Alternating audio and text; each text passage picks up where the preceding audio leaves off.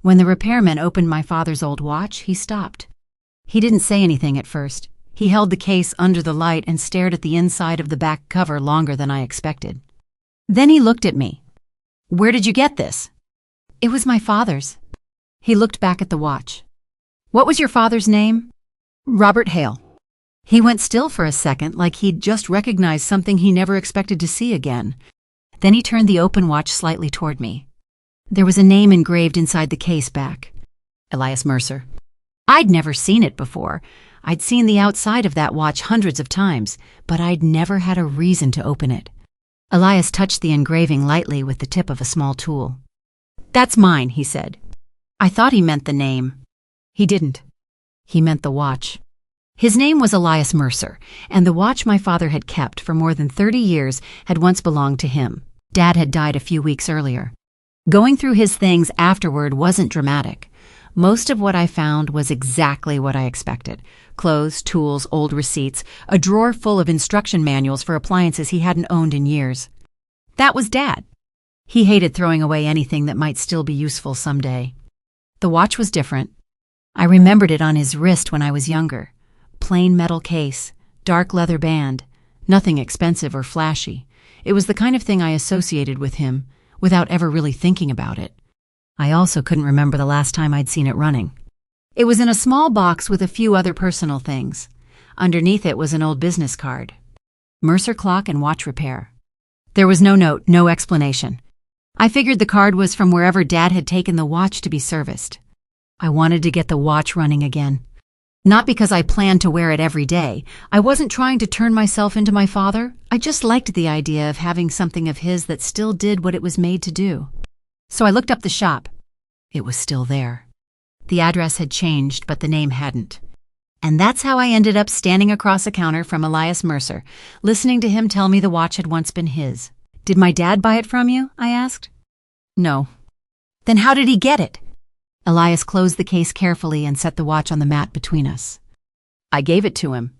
That answer made even less sense. I pulled the old business card from my pocket. "My dad kept this with it." Elias picked it up. "Where did you find this?" "Same box." He looked at the card for a few seconds, then set it down. "What did your father ever tell you about the plant?" I knew which plant he meant. Dad had spent most of his working life at a manufacturing plant outside town. When I was a kid, the place seemed enormous. I remembered riding past it with him and watching trucks disappear through the gates. He started there young and stayed until retirement. By the time I was old enough to understand what he actually did, he was a supervisor. Nothing especially senior, but enough that people came to him when something went wrong. Dad was proud of having worked his way up. "He talked about it sometimes," I said. "Did he ever mention me?" "No." Elias nodded like that was what he'd expected. "I worked there too." "With my dad?" "Yes." I looked at the watch again. "So you were friends?" "Not really." That surprised me. From the way Elias was looking at the watch, I'd already started imagining some friendship Dad had never mentioned. "We got along," Elias said, "but we didn't spend weekends together or anything like that." "Then why did you give him your watch?" He didn't answer right away. Instead, he told me he'd bought it when he was young. It wasn't rare or expensive even then. He'd saved up for it because he'd always liked mechanical things. He'd had his name engraved inside the case back years before he ever met Dad. That was why he recognized it. I said, "My dad must have done something pretty important for you." "He did." For a second, I thought that was the answer. It wasn't. Back then, Elias was one of the technicians working on Dad's shift. He was younger than Dad and had a family of his own. For several months, things at home had been difficult. Elias needed more time away from work than the plant normally tolerated. Schedules had to be moved around. He traded hours when he could. Other supervisors might have started seeing him as unreliable. Dad didn't. Robert moved shifts when he could. He let Elias trade hours. He covered for him when it was within his authority. "He helped me keep my job," Elias said. That sat between us for a second. I could already feel myself putting the story together. Dad helped a younger employee through a bad stretch. The employee never forgot it. Years later, maybe he gave Dad something that mattered to him. It was simple. It was decent. It was exactly the kind of story I wanted the watch to be connected to. "So that's why you gave it to him?" Elias shook his head. "No, I waited. That's not why. Then he told me about the production failure. The plant had been behind on orders that year. A run needed to be finished faster than planned. There was a standard procedure they were supposed to follow. It took longer, but it was there for a reason. Dad approved a shortcut. Elias knew about it. He went along with it. Something failed. Nobody was hurt. Elias made that clear before anything else. But equipment was damaged, and a large amount of product had to be scrapped. It cost the company enough money that management wanted to know exactly what had happened. I'd heard Dad tell part of that story before. He never pretended the production failure hadn't happened. He talked about it as a mistake early in his career, something that made people trust him less and took years to come back from. The version I knew was vague enough that I'd always assumed the failure had mostly been bad luck. What Dad had never told me was that the shortcut hadn't been accidental. He had approved it. Did he know it was risky, I asked? Elias thought about it. He knew why the procedure existed. That was enough. I sat with that for a moment. Dad hadn't invented a false story about what happened. He just left out the part that changed what the story meant. Management interviewed them separately. What did my dad tell them? He told them the procedure had been changed on his shift. He accepted responsibility for what happened. Did he tell them he approved the shortcut? Not then. Then what happened? They talked to me. Elias looked down at the watch. I told them I'd made the change myself. I waited. I told them Robert didn't know I'd done it. But he did. Yes. You lied. Yes. There was no hesitation. He told management the specific change had been his own unauthorized decision. The company fired him. Dad received a formal reprimand for what had happened on his shift, but he kept his job. I looked at Elias and tried to fit that into everything I knew about my father. My father let you get fired for something he did? Elias's expression changed. No. But you just said you took the blame. I said I took the blame. I didn't say Robert asked me to. I stopped. Your father didn't ask me to lie. Then why did you? Elias put the watch back on the mat. Robert tried to stop me.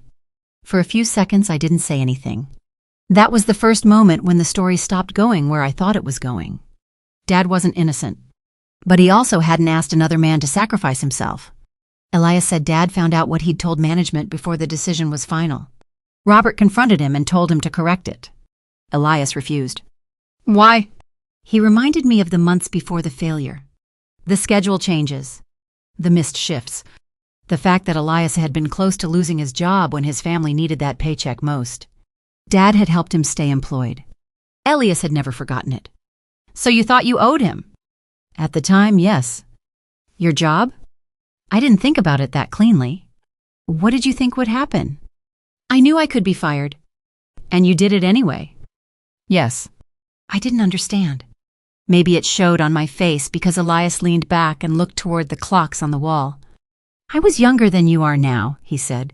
People like to remember the decisions they made when they were young, like they sat down and thought through every consequence. Most of the time, they didn't. He wasn't asking me to admire him. The longer we talked, the clearer that became. He didn't call what he'd done a sacrifice. He didn't say he'd saved Dad's career. He said he'd felt like he owed Robert something, and at the time, this was how he'd decided to repay it. Only later did he understand how many other people had been pulled into that decision. His wife hadn't chosen for him to lose his job. Dad hadn't chosen to have another man lie for him. Neither family had been asked. Elias had made the choice himself, but he wasn't the only one who had to live with it. Do you regret it? I asked. Sometimes. That's it? What do you want me to say? I don't know. Neither do I. That was when I stopped expecting Elias to give me a clean answer. He knew what had happened. He just didn't have the clean answer for what it all meant. After Elias was fired, Dad stayed at the plant. For a while, his position wasn't secure. Something serious had happened on his shift, and people knew it. He had to earn back their trust. But he did. He stayed. Years passed. He was promoted. Then promoted again. Nothing spectacular happened. He didn't get rich. He didn't end up running the company. He just had a stable career. When I was a kid, stability was one of those things I never thought about because it was always there. We lived in the same house for most of my childhood. The bills got paid. My parents worried about money sometimes, like most families did, but I never went to bed wondering whether the lights would still be on the next morning. Dad helped pay for my education. He retired with a pension. I'd always thought those things were simply the result of who he was. He showed up. He worked hard. He didn't spend money carelessly. All of that was still true. But sitting in Elias's shop, I had to add something else. There had been a moment when Dad's career might have ended. It didn't, and another man's lie had helped keep it alive. I wasn't looking at the consequences from a distance. I'd grown up inside them. "What happened to you after that?" I asked. Elias looked down at his hands. "For a while, nothing good." He had trouble finding another manufacturing job at the same level. The reason wasn't hard to understand. He'd been fired after admitting responsibility for an expensive production failure. Eventually, he took whatever work he could find. A relative knew someone who repaired clocks and watches and needed help around the shop. At first, Elias wasn't repairing anything. He cleaned. He organized parts. He handled small jobs. But he'd always been good with machines. Small mechanisms made sense to him. He started learning. Then he got better. Eventually, it became his profession. I looked around the shop. There were clocks along one wall, watches under glass, and trays of tiny parts laid out behind the counter. "So if you hadn't been fired—" "I probably wouldn't be sitting here." There was no bitterness in his voice. That almost made it harder. The event that had protected Dad's career had ended Elias's. And the same event had eventually pushed Elias toward the work he would do for most of his adult life. More than 30 years later, that work had put him behind a bench opening the same watch he'd once owned. For a while, neither of us said anything. Then I looked at the watch again. "Why did you give it to him?" Elias was quiet for a few seconds. "Because he came to see me." After the firing, Dad found him. Robert wanted to go back to management and correct the record. For a second, I felt relieved. I didn't like noticing that. Part of me had been waiting for something that would make Dad easier to defend. What happened? I told him not to. Why? Because by then it wasn't simple anymore. Elias had already given his statement. The company had already acted on it. Changing the story wouldn't automatically give Elias his job back. It could cost Dad his job too. Elias thought the damage had already been done. Dad didn't agree. They argued. Then Elias gave him the watch. If you were angry with him, why give him something you cared about? Elias looked down at it. I wanted him to remember. Remember what? What it cost. The words sat between us. I looked at the watch differently after that. For most of the afternoon, it had been evidence. Now it felt like something else. I remembered Dad wearing it at my high school graduation. He was standing beside me in a suit he almost never wore. I could see the watch at his cuff in one of the pictures. For a second, I wanted that memory to mean something. Maybe he'd worn it because he was thinking about Elias. Maybe important days made him think about what another man's choice had helped preserve. I had no way to know. Once you learn something new about someone who's gone, it's easy to start seeing old memories through it. I didn't want to do that. Did Dad ever tell you why he kept the watch? No. Did you know he still had it? I wondered. Dad had kept it for more than 30 years. Whatever it meant to him, it had been there through an ordinary life. He went to work and came home. He fixed things around the house whether they needed fixing or not. He watched baseball. He helped me move when I was younger. He became a grandfather. He retired. He wasn't destroyed by what had happened. That was part of what made it so hard to understand. Dad apparently believed Elias's lie was wrong. He tried to stop it. Later, he tried to correct it. And when Elias refused, Dad went back to work. He accepted the career that was still there. He accepted the promotions. He accepted the paycheck. He built a life with an opportunity another man's lie had helped preserve. Then I remembered the business card. I took it out and placed it beside the watch. Why did he have this? Elias looked at it. I don't know. This came from later? Yes. So Dad found your shop at some point. Or found the name of it. Did you ever hear from him? No. I looked at the card again. Dad had somehow found Elias years after the factory incident. Then he'd kept the card with the watch. Do you think he wanted me to find you? Elias looked at me for a moment. I think he kept the watch. He kept the card. You found both. That's what you know. That's not what I asked. I know. What do you think? He leaned back. You're trying to speak for a man who isn't here. That stopped me. He wasn't being cruel. He was right. I wanted Dad's intention to be another part of the mystery I could solve. Maybe he'd planned for me to find the watch. Maybe he'd kept the card hoping that someday I'd find Elias and hear the story for myself. Maybe he'd had some other reason I would never know. Any of those could have been true. I couldn't prove any of them. The watch was a fact. The card was a fact. Dad's intention wasn't. "Do you want the watch back?" I asked. Elias looked genuinely surprised. "No. It was yours." "It hasn't been mine for a long time. I don't know if it was really my dad's either. He had it for more than 30 years. "Because you gave it to him." "Exactly." I picked it up. For most of my life, it had been Dad's watch. For the last few hours, I'd been thinking of it as Elias's. Neither description felt complete anymore. "Will you still repair it?" Elias looked at the watch. "That's why you came in."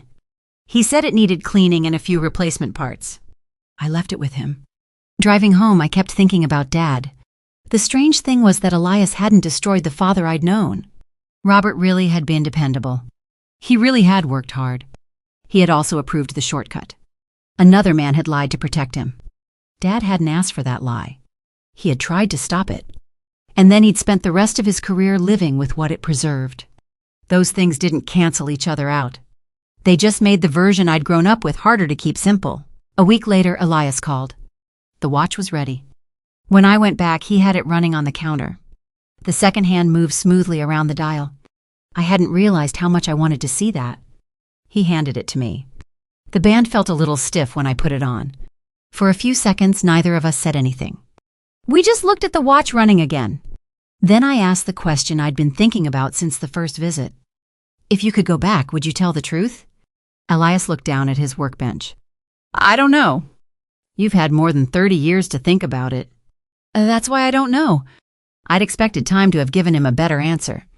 It hadn't. He said what had felt like loyalty when he was young looked different after he'd lived with the consequences. Sometimes, he said, doing something for another person also meant leaving that person to live with a choice they never made. That was enough. Before I left, Elias asked what I planned to do with the watch. I don't know."